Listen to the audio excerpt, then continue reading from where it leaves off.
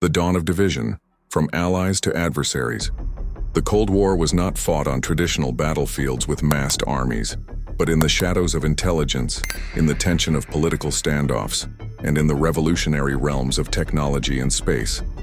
It was a global conflict of ideologies that defined the second half of the 20th century, and whose echoes still shape our world today. Our story begins not with a bang, but with a betrayal of trust among allies in the aftermath of World War II.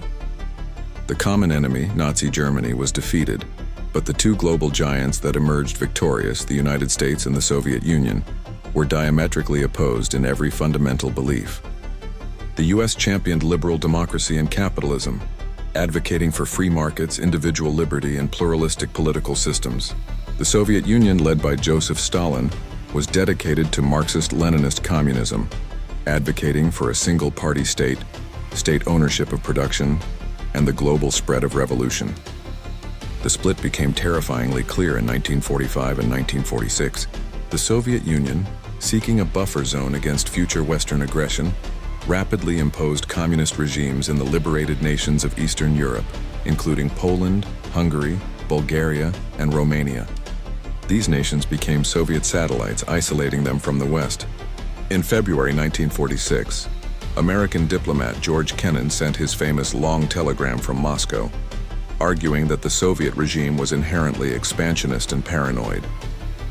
He concluded that the U.S. must adopt a policy of containment, a long-term patient strategy to block the expansion of Soviet power everywhere it showed signs of encroaching. This policy would become the cornerstone of U.S. foreign policy for the next 40 years. The British Prime Minister Winston Churchill publicly defined this new geopolitical reality in March 1946. He declared that an iron curtain had descended across the continent, dividing Europe, separating the democratic West from the Soviet-dominated East. The Cold War was now official. The initial battlegrounds were economic and political. The U.S. launched the Marshall Plan to rebuild Western Europe, providing billions in aid to prevent economic collapse and communist attraction. The Soviets responded by forming the Cominform to coordinate and control the Eastern Bloc states. By 1947, President Harry S. Truman articulated the Truman Doctrine, pledging U.S. support to any free people resisting attempted subjugation by armed minorities or outside pressures. The battle lines were drawn. The first terrifying test of this division would arrive not in politics, but in the immediate existential threat posed by the development of the world's most destructive weapon. The atomic shadow, Berlin blockade, and the arms race. The defining terror of the early Cold War was the realization that the conflict was no longer merely ideological or conventional. In 1945, the United States had possessed a monopoly on the atomic bomb, which it used to end the war with Japan. This technological advantage was the sole guarantor of Western security against the massive conventional forces of the Red Army. That advantage evaporated on August 29, 1949. The Soviet Union successfully tested its first atomic device, codenamed First Lightning. The world was instantly transformed. For the first time, both superpowers possessed the capacity for mutual, civilization-ending destruction. The nuclear arms race had begun, introducing the chilling concept of mutually assured destruction, MAD, where neither side could launch a first strike without guaranteeing its own obliteration in retaliation. The immediate flashpoint of this new conflict was the city of Berlin. Although located deep within the Soviet occupation zone of East Germany, Berlin itself was divided into 4 sectors, with the Americans, British, and French controlling the western half. West Berlin was a capitalist democratic island deep inside the communist Eastern Bloc, a dangerous symbol of Western presence and prosperity. In June 1948, Joseph Stalin attempted to forcibly remove the Western allies from the city. He initiated the Berlin blockade, cutting off all road, rail, and canal access to West Berlin. Stalin's goal was simple: starve the 2 million citizens and the Western garrisons until the Allies conceded defeat and withdrew. The West refused to back down. Instead of fighting their way through the Soviet lines, the Allies launched the unprecedented Berlin Airlift, or Operation Vittles. For nearly a year, American, British, and French pilots flew over 200,000 flights, delivering over 4,000 tons of supplies daily. Everything from coal and food to medicine and chocolate bars to the besieged city. The airlift was a monumental, non-violent triumph for the West. It proved the policy of containment could work, showcasing Western technological and logistical superiority, and cementing the loyalty of the West Berliners. By May 1949, realizing the blockade was a propaganda disaster and a strategic failure, Stalin lifted it. The crisis immediately led to the formation of formal military alliances. In 1949, the U.S., Canada, and several Western European nations formed the North Atlantic Treaty Organization, NATO, a collective defense agreement stating that an attack against one member was an attack against all. 6 years later, in 1955, the Soviet Union and its satellite states formed the counter-alliance, the Warsaw Pact. The world was now formally and militarily divided into two hostile camps, armed with atomic weapons and locked in a terrifying balance of power. The ideological Cold War was rapidly turning into a potentially hot one. The first hot war, Korea, and the global spread of containment. While the early Cold War in Europe was defined by standoffs like the Berlin airlift, the conflict became violently hot in Asia. The policy of containment, initially focused on Europe, was about to be severely tested by the rise of communism in the East. In 1949, the geopolitical landscape of Asia was dramatically reshaped when Mao Zedong's communist forces won the Chinese Civil War, establishing the People's Republic of China, PRC. This loss of the world's most populous nation was seen as a devastating failure by the United States, intensifying American fears of a massive, unified communist bloc controlling East Asia. The focus quickly shifted to the Korean Peninsula. Korea, a former Japanese colony, had been temporarily divided at the 38th parallel into a Soviet-backed communist state in the north, led by Kim Il-sung, and a U.S.-backed authoritarian state in the south, led by Syngman Rhee. On June 25, 1950, North Korean troops, heavily armed with Soviet equipment, launched a surprise invasion across the 38th parallel, aiming to unify the peninsula under communist rule. This was a direct military challenge to the policy of containment. The United States, acting under the banner of the newly formed United Nations, quickly intervened. President Truman saw the invasion as a direct test of the free world's resolve. American and UN forces, led by the charismatic but controversial General Douglas MacArthur, poured into South Korea. The war that followed was brutal, fluid, and terrifyingly close to escalating into a global conflict. UN forces initially pushed the North Koreans almost to the Chinese border. This success provoked the intervention of hundreds of thousands of Chinese volunteers in October 1950, who attacked the UN forces with overwhelming numbers, driving them back across the 38th parallel. The war devolved into a grinding, devastating stalemate, fought along trenches and hills near the original division line. The threat of nuclear weapon use was very real, especially after General MacArthur publicly advocated for bombing China, leading to his eventual dismissal by President Truman. The Korean War, 1950-1953, served three crucial functions in the Cold War. 1. Globalization of conflict. It proved that the Cold War was a worldwide struggle, not confined to Europe. 2. Militarization of containment. It justified a massive permanent buildup of U.S. military forces and formalized global alliances like SEATO, Southeast Asia Treaty Organization. The new status quo. The war ended in a military ceasefire, not a peace treaty, leaving the peninsula divided exactly where it started, at the 38th parallel. It confirmed that both superpowers were willing to fight proxy wars to maintain their respective spheres of influence, but were determined to avoid a direct confrontation that would trigger nuclear exchange. The failure to unify Korea and the tragic bloody stalemate set a dangerous precedent for future interventions and defined the deadly terms of the hotspots of the Cold War. Sputnik and the space race, competition beyond Earth. The year 1953 marked a significant turning point in the Soviet Union, the death of the monolithic dictator Joseph Stalin. His passing ushered in a period of de-Stalinization and a shift in Soviet leadership, notably under Nikita Khrushchev. Khrushchev, though still staunchly communist, advocated for a policy of peaceful coexistence, a doctrine stating that the Soviet Union and the West could compete politically and economically without resorting to direct military conflict, though they would vigorously contest for influence across the globe. This new competition found its most visible and symbolic arena in space. The true catalyst for the space race came on October 4, 1957. The Soviet Union shocked the world by successfully launching Sputnik, the world's first artificial satellite, into orbit. Sputnik was a small, beeping metallic sphere, but its psychological and political impact on the United States was massive. This event triggered the Sputnik crisis in America. It was perceived as a catastrophic failure of U.S. science and education, and more terrifyingly, it proved that the Soviets possessed the capability to launch intercontinental ballistic missiles, ICBMs. If they could launch a satellite, they could launch a nuclear warhead to any point on Earth. The ICBM technology immediately negated the geographical security the U.S. had long enjoyed. The American response was furious and comprehensive. The U.S. government invested massive resources into science and technology education, establishing institutions like NASA, National Aeronautics and Space Administration, in 1958.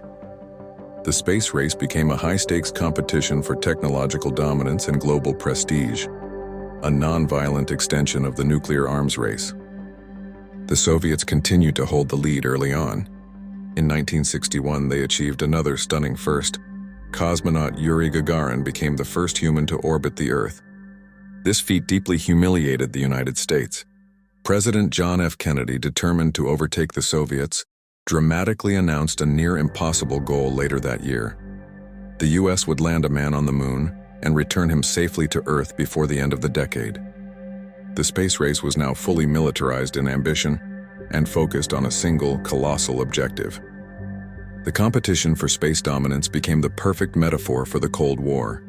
Two global systems battling to prove which ideology, communism or capitalism, could better unlock the secrets of the universe and, by extension, secure the ultimate future of humankind. The race was now on, with the moon as the finish line and global perception as the prize. The Shadow of Cuba and the Berlin Wall, Crises of 1961. The focus of the superpower competition shifted dramatically between 1959 and 1961, bringing the Cold War conflict from the far reaches of space down to the immediate vicinity of the United States. This shift began with the 1959 revolution in Cuba, led by Fidel Castro. Initially, Washington was cautious, but Castro rapidly nationalized American-owned properties and turned to the Soviet Union for vital economic and military support. The emergence of a staunchly communist state just 90 miles from Florida was perceived by the U.S. as an intolerable national security threat, giving the Kremlin a crucial strategic foothold in the Western Hemisphere. This problem landed squarely on the desk of the new U.S. President John F. Kennedy, who took office in January 1961. Kennedy inherited a pre-approved CIA plan to overthrow Castro using a force of anti-communist Cuban exiles. This ill-fated operation, known as the Bay of Pigs invasion, commenced in April 1961. It was an unmitigated disaster. The invasion force was quickly defeated, humiliating the young Kennedy administration and, crucially, solidifying Castro's regime while pushing Cuba even closer into the Soviet orbit. The successful but disastrously managed invasion emboldened Soviet Premier Khrushchev. Seeing Kennedy as inexperienced and weak, Khrushchev turned his attention to the most potent symbol of Cold War division, Berlin. Since the Soviet blockade of 1948, the city had remained a divided island of democracy deep inside Soviet-controlled East Germany. The free flow of people from East to West Berlin, however, was creating a severe brain drain, with thousands of skilled workers and professionals escaping the communist state every day. In August 1961, the Soviets took dramatic and aggressive action to staunch this hemorrhage of humanity. Overnight, East German soldiers erected barbed wire barriers which were quickly replaced by concrete structures, effectively sealing off West Berlin. The construction of the Berlin Wall was a brutal physical manifestation of the Iron Curtain, and a testament to the Soviet Union's commitment to maintaining its sphere of influence, regardless of human cost. While the West condemned the wall's construction, and the immediate crisis passed without military confrontation, it cemented the division of Germany and Europe for the next 3 decades. The crises of 1961, from the shores of Cuba to the heart of Berlin, demonstrated that peaceful coexistence was anything but peaceful, and the superpowers were moving toward their most perilous confrontation yet. Brinkmanship, the Cuban Missile Crisis, October 1962. The failures of the Bay of Pigs invasion and the brutal erection of the Berlin Wall in 1961 convinced Soviet Premier Nikita Khrushchev that the young American president, John F. Kennedy, lacked the resolve to challenge Soviet aggression. This miscalculation would set the stage for the most dangerous 13 days in human history. Khrushchev made a bold, high-stakes move to close the strategic missile gap that favored the U.S. and to protect his Cuban ally Fidel Castro. The Soviet Union began secretly installing intermediate-range ballistic missiles, IRBMs, and medium-range ballistic missiles, MRBMs, in Cuba, capable of carrying nuclear warheads and reaching virtually any major U.S. city within minutes.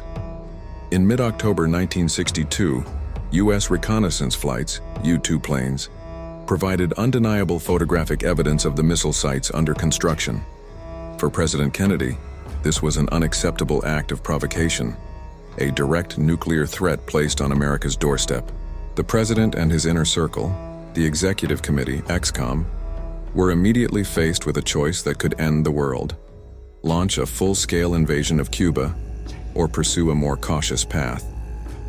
Kennedy chose a measured but firm approach, a naval quarantine as a blockade of Cuba to prevent any further Soviet military equipment from reaching the island, coupled with an ultimatum demanding the withdrawal of the existing missiles.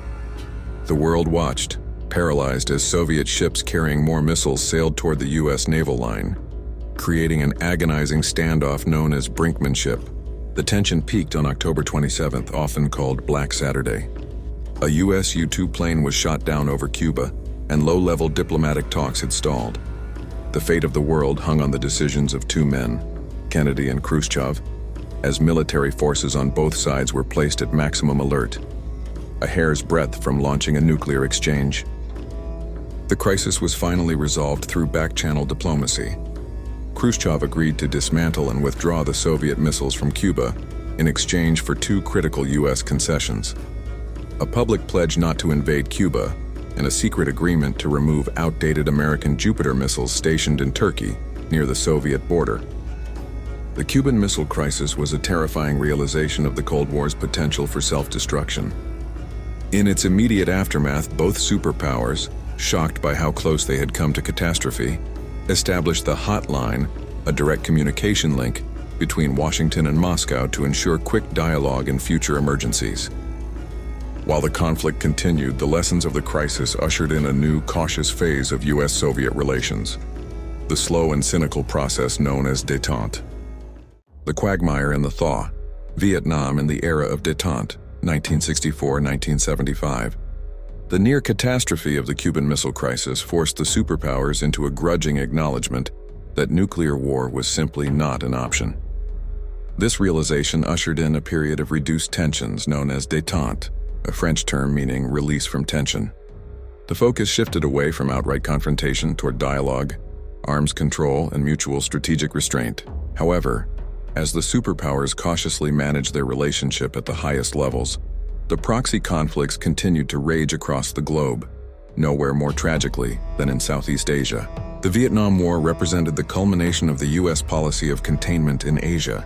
Following the French withdrawal in 1954, Vietnam was divided into a communist North and a U.S.-backed South. Successive American administrations viewed the fall of South Vietnam as the potential start of a regional domino effect, where communism would rapidly consume all of Southeast Asia. Starting with limited aid and military advisors, the U.S. escalated its involvement into a full-scale ground and air war after 1964. The conflict was a brutal, protracted struggle that proved fundamentally different from any war the U.S. had previously fought. The U.S. fought a conventional war against a disciplined guerrilla enemy, the Viet Cong, who were heavily supplied and supported by both the Soviet Union and China. The war's cost, both in American lives and domestic political stability, grew unsustainable. Unlike the Korean War, the Vietnam conflict was widely televised, bringing the brutal realities of combat and the immense difficulty of achieving victory directly into American homes. By the early 1970s, Mass anti-war protests and the deep division of American society forced the hand of President Richard Nixon and his national security advisor, Henry Kissinger, to find an exit. Paradoxically, it was during the height of the Vietnam conflict that Détente flourished. Nixon and Kissinger believed that easing tensions with the major communist powers would pressure them to reduce support for North Vietnam. In a stunning diplomatic breakthrough in 1972, Nixon traveled to China, formally ending 2 decades of diplomatic isolation and fracturing the solidarity of the global communist bloc. This was quickly followed by the signing of the Saltwire Strategic Arms Limitation Treaty with the Soviet Union, the first treaty that placed verifiable limits on the superpowers' nuclear arsenals. The Paris Peace Accords were signed in 1973, leading to the withdrawal of American troops. Without direct U.S. military support, South Vietnam collapsed in April 1975, when North Vietnamese forces captured Saigon. The communist victory was a devastating political and psychological defeat for the United States, proving the limits of its military power and the failure of its containment policy in one of the Cold War's longest and most painful conflicts. Détente was the official policy, yet the ideological battle for global power remained deadly. Internal decay, the Soviet stagnation and the Western pivot, 1975-1980. By the mid-1970s, a profound but silent crisis was unfolding within the Soviet sphere, setting the stage for the final decade of the Cold War. Under the protracted leadership of Leonid Brezhnev, the Soviet system entered an extended period known as stagnation. The rigid, centralized economic model, once hailed by communists as the future, failed catastrophically to adapt to the complexities of the modern world. The planned economy could not keep pace with Western technological progress. This failure resulted in chronic production shortfalls, especially in consumer goods, and widespread shortages that severely impacted the daily lives of Soviet citizens.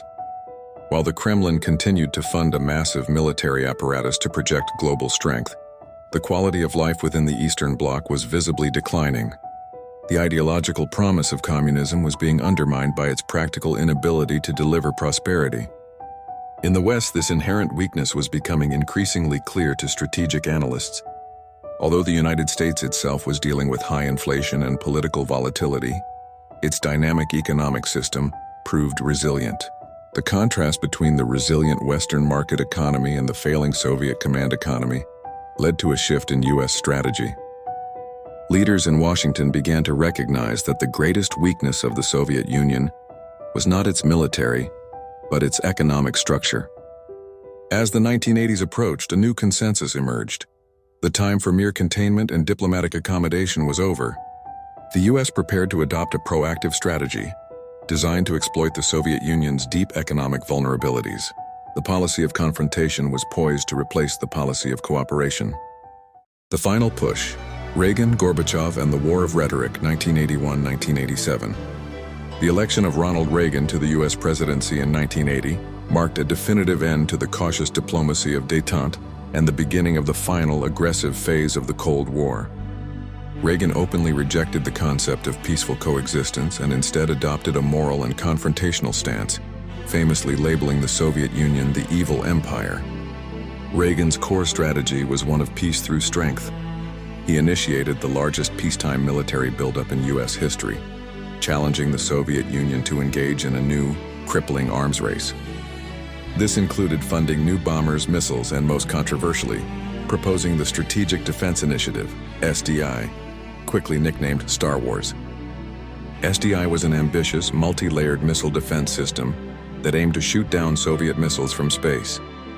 While its technological feasibility was uncertain, the enormous potential cost of responding to SDI terrified the Kremlin, whose economy was already on the verge of collapse.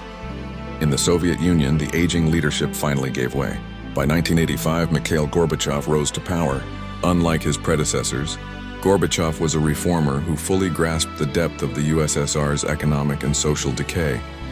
He recognized that the Soviet system could not survive without radical change, and that it certainly could not win a renewed arms race with the U.S. Gorbachev launched 2 revolutionary policies: glasnost, political openness and transparency, and perestroika, economic restructuring. His goal was not to dismantle communism, but to save it by injecting democracy and market efficiency.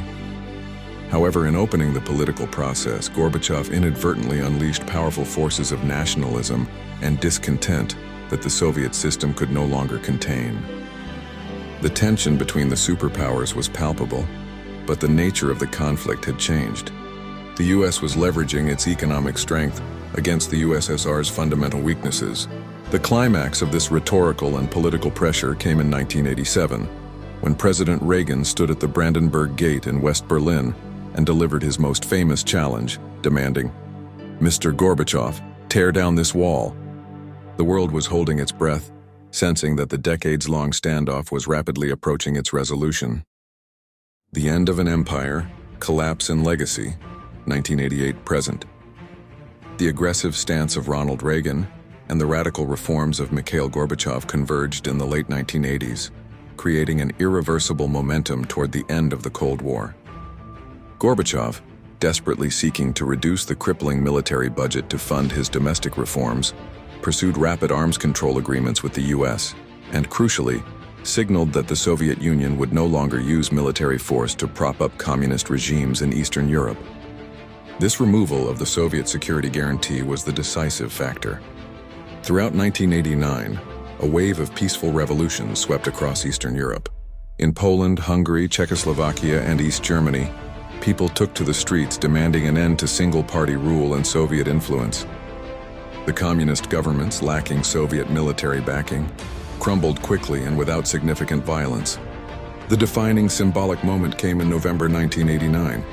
Following mass protests and confusion among East German officials, the gates of the Berlin Wall were spontaneously opened. Television screens across the globe showed jubilant crowds pouring through the breaches, celebrating the physical reunification of a city and the symbolic end of the Iron Curtain. As 1990 progressed, the focus shifted inward to the Soviet Union itself. Gorbachev's policies of glasnost and perestroika had unintentionally empowered nationalist and democratic movements within the Soviet republics.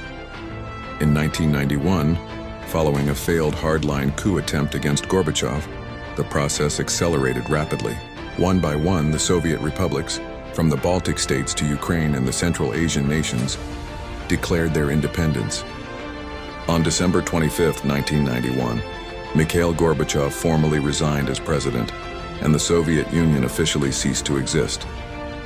The red flag was lowered over the Kremlin for the final time. After more than 4 decades of intense ideological and military competition, the Cold War was over, concluded not with a bang, but with the quiet collapse of a bankrupt economic and political system. The legacy of the Cold War is profound. It left a world transformed. A single global superpower in the U.S., a vast proliferation of democratic nations, and the ever-present shadow of nuclear weapons. Ultimately, the Cold War proved that the competition between capitalism and communism was won not on the battlefield, but in the laboratories and, critically, in the economic resilience and political freedom that characterized the victorious system.